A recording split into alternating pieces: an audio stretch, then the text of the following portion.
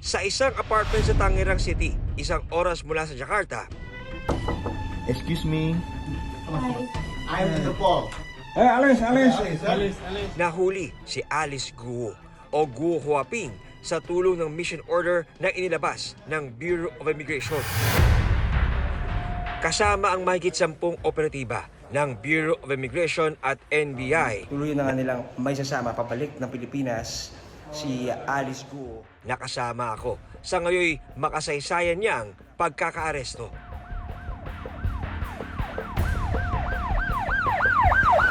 Well, itong operation nga na to is very unusual for us kasi tayo nasanay tayo na tayo yung nanguhuli para sa kanila. And this time around, tayo naman yung nakikiusap sa kanila na hulihin yung pugante natin. Doon natin na nakita yung tibay ng network. Ikalima ng Setyembre nang dumating sa Jakarta si PNP Chief Romel Marbil at DILG Secretary Benhur Abalos. Para makatulong lang kasi kasi limited yung oras natin eh. Nagiging honest naman sa akin yung Indonesian counterparts. Nasabi nila habang tumatagal may chance na makaalis to si Alice sa Indonesia kasi same like the Philippines, porous din yung border nila. So may bukod sa land border, yung mga borders nila na maaring makalabas siya. Hindi ito ang unang beses kong makasama sa operasyon para makahuli ng foreign fugitive o banyagang pugante. Nakasama rin ako sa pagpapadeport sa grupo ni Yuki Watanabe o alias Luffy. Mula Pilipinas, papuntang Japan. Sila ang hinihinalang masterminds sa malawakang scamming operations sa Japan na dito sa Pilipinas ang headquarters. Hunyo naman nitong taon, isang Canadian national na nasa likod umano ng second biggest drug haul sa bansa ang nahuli. Mr. Thomas Gordon O'Quinn, also known as James Toby Martin. Si Thomas Gordon O'Quinn alias James Martin. Well, this past decade, nag-escalate yung pagpasok ng mga foreign nationals using fake passports.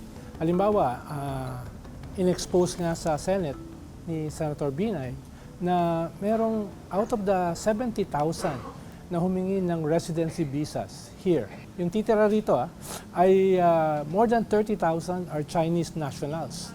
At yung kanilang edad ay 35 years old. Ibig sabihin hindi retirable. Kaya very suspicious. That's huge, Kahit matagal nang nakakahuli ng foreign fugitives sa Pilipinas, ito ang kauna-unahang beses na may banyagang nahalal sa gobyerno na posibleng may koneksyon sa iba pang pugante. Saan pa na po kayo ipinanganak? Your Honor, ang sinabi po sa akin sa bahay po. Saan po yung bahay ninyo? Your Honor, hindi ko na po alam. Huling nakita ng publiko si Alice Guo sa Senate hearing noong May 22, 2024. Dito nadiin ang kanyang nasyonalidad. Can you please state once again your mother's name? Amelia Leal po. Biological mother ko po. Sa pagkaalam ba nyo ay Pilipino ang inyong ina? Opo, yan po ang sinabi po sa akin ng tatay ko po. At lumaki po ako dito sa Pilipinas po. At wala rin po, Madam Senador, wala rin po ako ibang citizenship kung hindi Filipino lang po.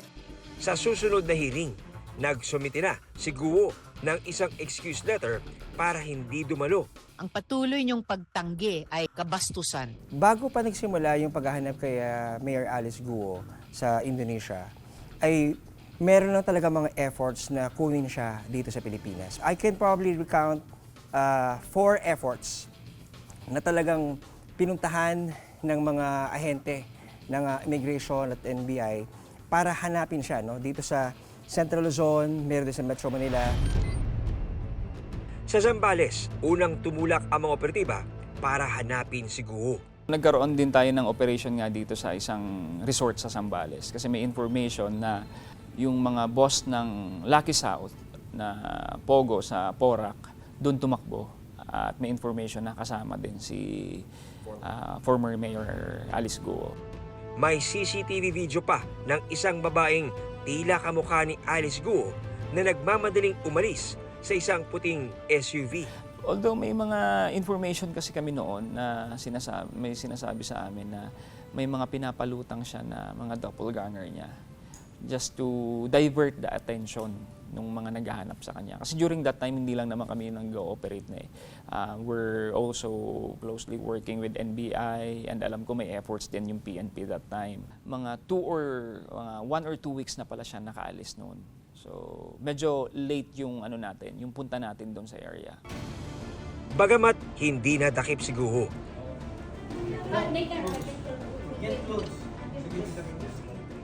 nahuli naman ang isa umanong big boss ng Lucky South 99.